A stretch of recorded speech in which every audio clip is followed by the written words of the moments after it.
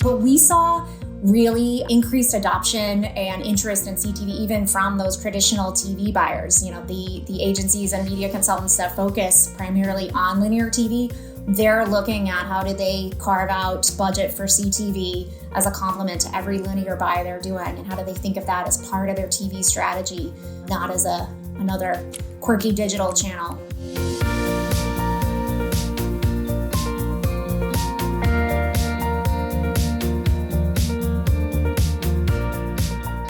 Hi everyone, it's Wednesday, May 12th. Thanks for listening to the Behind the Numbers ad platform, an eMarketer podcast made possible by VTEX.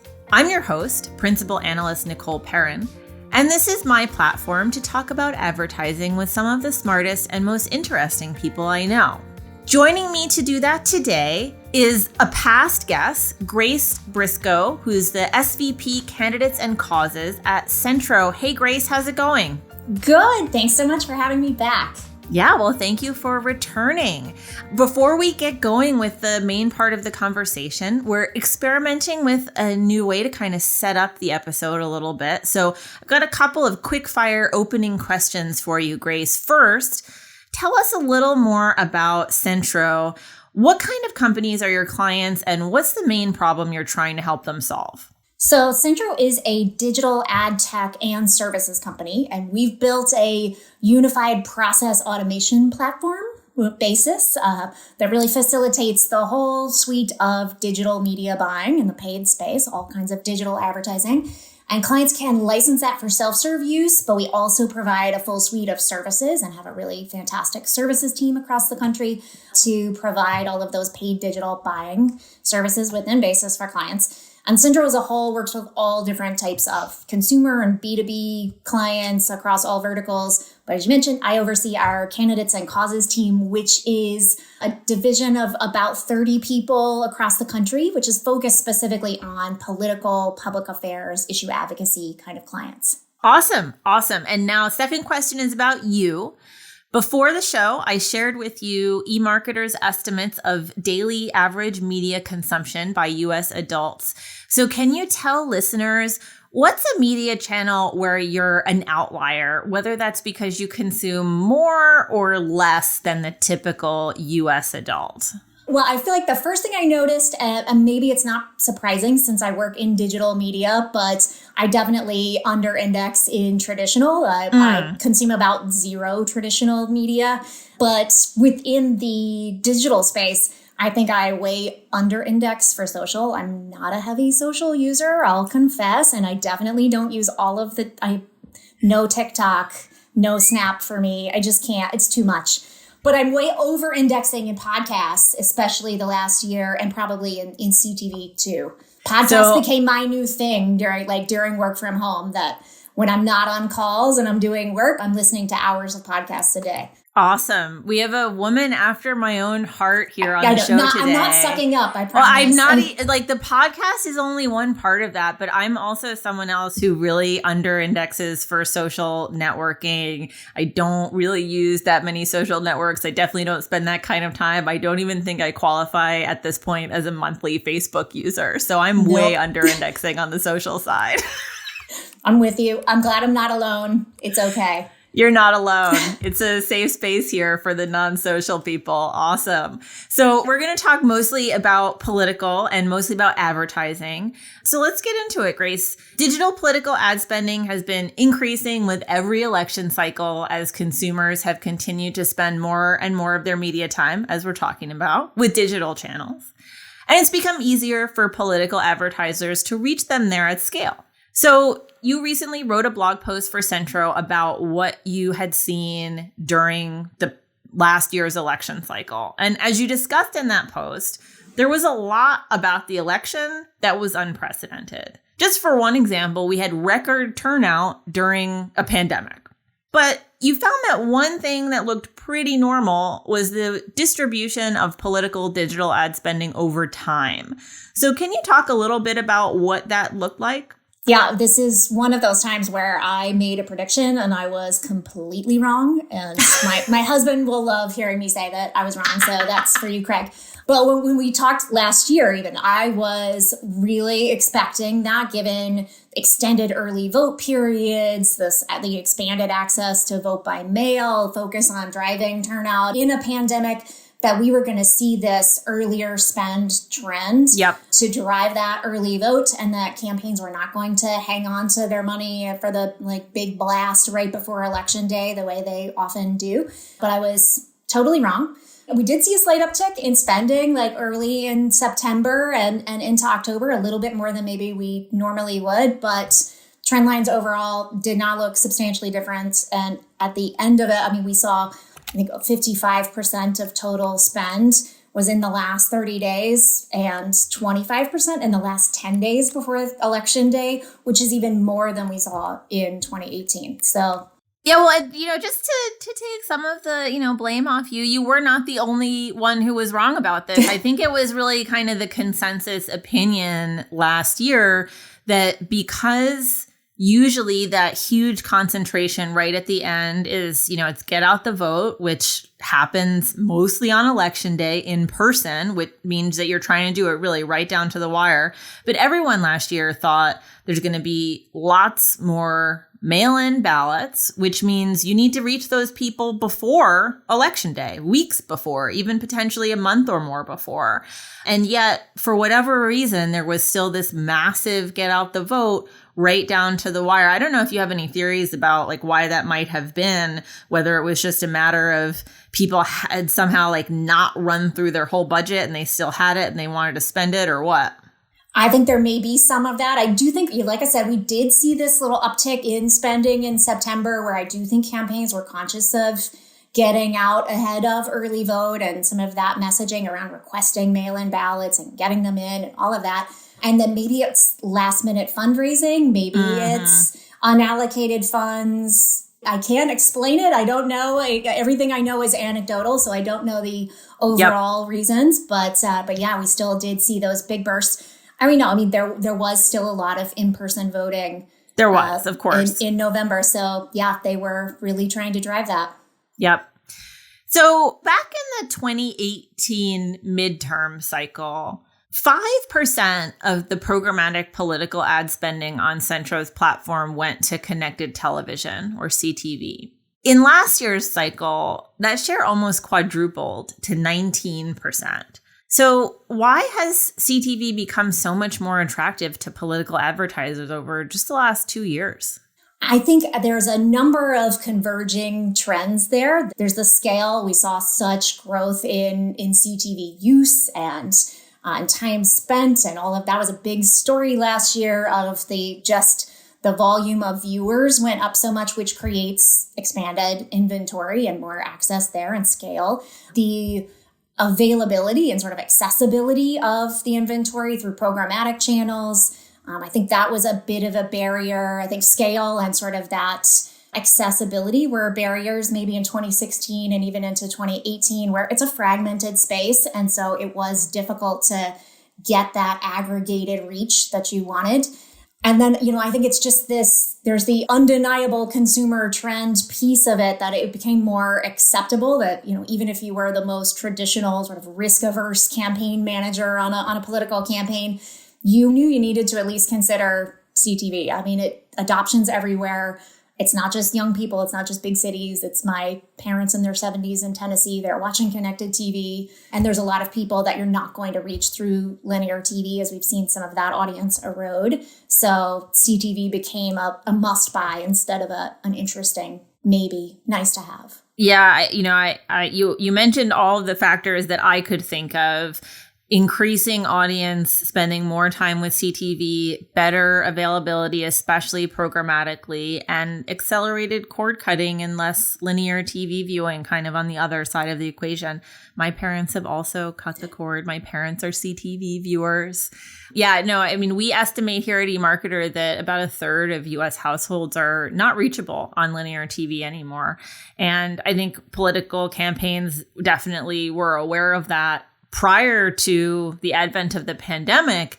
But then when that came, it just kind of really emphasized that much more digital screen time for consumers, accelerated cord cutting under, the economic pressures of the pandemic. And of course, like less TV viewing because of the pandemic related things that were going on, like no live sports, no Olympics. These are places where you would have had big mass reach traditional TV events and the audiences just kind of weren't there the way they traditionally would be. And all of these factors drove a bit of an exodus from the traditional TV ad market, in terms of regular brands as well as political spend, partly because that spend's not that liquid. It's not that flexible. It has to be planned really far in advance. And CTV is the opposite of all of that, right? A lot of that is true. And I do think, political campaigns still spent big in linear TV. Yeah. They have not divorced TV as a channel of choice for sure. But we saw really increased adoption and interest in CTV, even from those traditional TV buyers. The agencies and media consultants that focus primarily on linear TV, they're looking at how do they carve out budget for CTV as a complement to every linear buy they're doing, and how do they think of that as part of their TV strategy, not as another quirky digital channel. Yeah, that's really interesting to hear in particular. I know something that we're always kind of curious about and thinking about is to what extent the linear TV and digital video are being bought by the same teams as opposed to linear TV and this traditional team with the digital video with the digital team. So that's super interesting for sure. We're going to talk more about video in a second, but first let me just have a quick word from our sponsor, VTEX.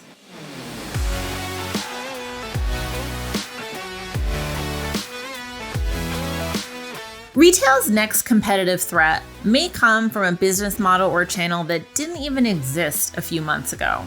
This modern dynamic requires companies to adapt quickly, pivoting business seemingly overnight, something traditional commerce platforms just can't support. There's a new enterprise commerce platform on the rise, one that's fast, flexible, and doesn't require 9 months and $1 million to get up and running. Go to vtex.com/eMarketer. That's VTEX.com/eMarketer to learn more. Awesome. Back with Grace Briscoe to talk more about what political advertisers were up to in digital media last year. So Grace, let's talk more broadly about video. We were just talking about CTV specifically, but broadening out to the whole digital video world. More than 70% of political digital ad spend on Centro's platform went to video. So what are some of the most important channels or specific ad platforms where that video spend went, and what makes them popular? So, yes, video is a longstanding love of political campaigns. As we were talking about, going back to that TV as a traditional tentpole, and they've definitely expanded that to digital video and now into CTV. Video is really central to the way that a campaign typically thinks about shaping its creative narrative. They're thinking about the TV spots as the central piece sight, of that. Sound, and motion. Marketers' greatest love. It's straight. Video provides a much better opportunity for emotional connection and that persuasion that political candidates and campaigns are trying to make with voters. A display ad just doesn't have that same impact. So often they're looking about, video is the sort of core of it, and maybe display is reinforcing those messages and building that frequency. But video is super central to it. And I think, as we were talking about, CTV is a big piece of the increase we saw in video, but overall, the scale and availability of different types of video inventory in programmatic have expanded greatly. And we saw political clients taking advantage of that, whether it's kind of outstream formats, native video, outside of just the traditional pre-roll inventory. There's really sort of some expanded formats and a lot of access to inventory. Cool. In terms of outstream, is that for example, on social where it's like an in-feed video? Is it also like other types of websites, like maybe a news property with outstream video in article? There's a lot of that. Yeah. The sort of in-read formats that are in the midst of editorial content, the in-feed formats that can even be across different types of news sites and sort of embedded in that homepage feed of news articles. And then, obviously social video, big thing. It's such a sort of limited time span place that, for social, I do think campaigns where they were successful, we're definitely thinking about using shorter formats, quicker hits, different things, not repurposing the 30-second TV spots. Yeah. Doesn't play so well on social. Yeah, it makes sense. We've heard that, for years for all types of marketing.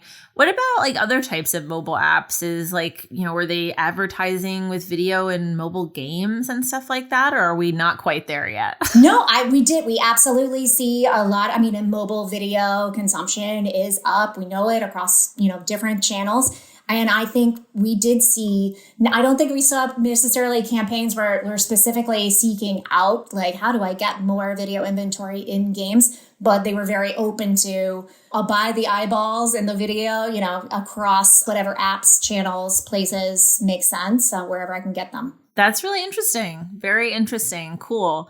So going beyond just video, you also published a list of the leading platforms overall where your clients were spending digital political ad budgets. The top 3 were Facebook, Hulu, and YouTube. That order might surprise some people, with Hulu kind of stuck in there in between Facebook and YouTube, right? And you wrote that YouTube dropped in the ranks from number 1 in the 2018 midterm cycle to number 3 in last year's presidential cycle, most likely because of its restrictions on political ads. So let's just start with kind of the main point. Remind people about YouTube's restrictions, which were relatively recently introduced, for the 2020 election, essentially, right? They were, yes. They were announced, I think, late 2019, if I remember correctly. That's what I remember also. Yeah. And so just as we were sort of heading into the 2020 cycle, and what they did was just put some restrictions on what types of targeting political campaigns could use, and basically eliminated any kind of first-party data, third-party data, retargeting, anything like hyperlocal or anything narrower than a zip code, I think. So all you can do is basically some, basic geo-targeting and really basic demographic, like age and gender, and some contextual targeting. But eliminating all of that, retargeting and voter file targeting and those things that political campaigns really value. Yeah, definitely a lot of campaigns took a step away. Yeah. So that's the specific restrictions on YouTube. Other platforms had other restrictions. I think most of them in terms of the targeting were probably a lot less onerous than YouTube. Can you talk about how you saw advertisers react to the restrictions that various platforms impose? What did they do? Well, and I think it definitely is part of the story. The shifts that we saw in direct buying with vendors, they were really interesting. We saw that slip in YouTube's share of spend. And we also saw a shift with Facebook. Facebook moved from, they did go from number 2 to number 1 as far as share of spend, but their actual share of spend dropped by more than 10% from 2018. So interesting. Campaigns were definitely still using Facebook, but I think they rolled out a number of different policies and processes and approval processes that were kind of lengthy. And then those sort of last minute blackout periods and ad bans really made a lot of political clients, I think, create a lot of anxiety and a lot of unease about being overly reliant on any single platform that could pull the rug out from under you at any second. Yeah. Well, and especially like you said, there are approval processes. So, if you're a political advertiser on Facebook, unlike a quote unquote normal brand, you can't just set the ad up, hit buy, and it starts running, right? You have a wait. So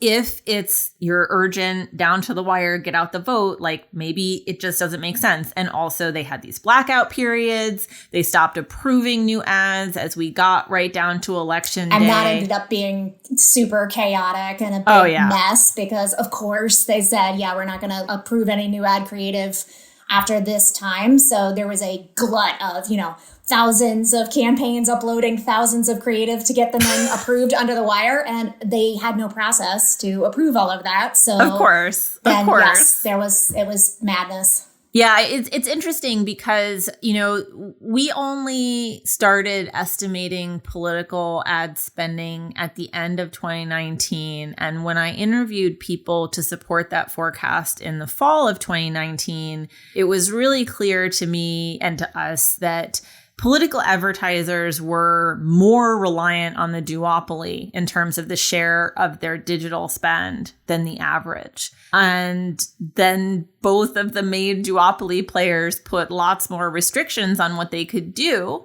And their share of political ad spend dropped as a result. And you're seeing, Hulu ends up as number 2, which, is certainly not like the number 2 overall ad platform in the country on digital. And like you said, even though Facebook moved up a slot, it has less share. And so that means essentially that there's like a longer tail. There's more fragmentation in terms of political advertisers' digital spend. There's less consolidation at the top. Exactly. And I do think we saw, again, that CTV factor of Hulu popping up even higher on the list, but also of the top 10, the new sites that we saw pop up into the top 10 for direct spending, 5 of them were at least driven in part by CTV. We were seeing vendors like Tegna and Roku and Samba jumping up onto that list of top 10 direct vendors. That's definitely a CTV factor. Yeah, really interesting. Any other points that you would just like to note in terms of different ways that they were kind of directing their ad budgets last year and what you're looking for next time around? We saw Snap make the list of top 10 for the first time. And that's partially, I think, clients actively looking to test some different things, and especially different social channels outside of Facebook and Instagram. And knowing that Twitter had totally banned political ads, channels are kind of restricting. But it's interesting because we'd seen very little interest from clients' campaigns on testing things like Snap because it was considered too young, too whatever, too risky, too whatever. That now we're actually seeing, we saw campaigns using Snap and finding really great results, feeling like it really worked well for them. So I think we're going to see more and more of that. And I think we are seeing this year more of that experimentation of making sure they're testing different tactics, trying different things, different channels, and not being so totally reliant on a couple of places. Yeah. Well, I'm really interested to see where that continues to lead and, especially kind of new creative ideas that come out of, going beyond such a concentration on the duopoly that they've had in the past. Absolutely. It's going to be interesting. It's definitely going to be interesting. And I'm sure that you'll be on again to tell us all about it. We're so glad to have you back. But that's all that we have time for on today's episode of the Behind the Numbers ad platform, an eMarketer podcast made possible by VTEX. Grace, thank you again so much for chatting today. Thank you so much for having me. And I will come back anytime. Let me know. Awesome. And thanks to you all for listening. I'll be back next week with the next episode of the ad platform. And in the meantime, please continue to let us know what you think at podcast@emarketer.com. Thanks.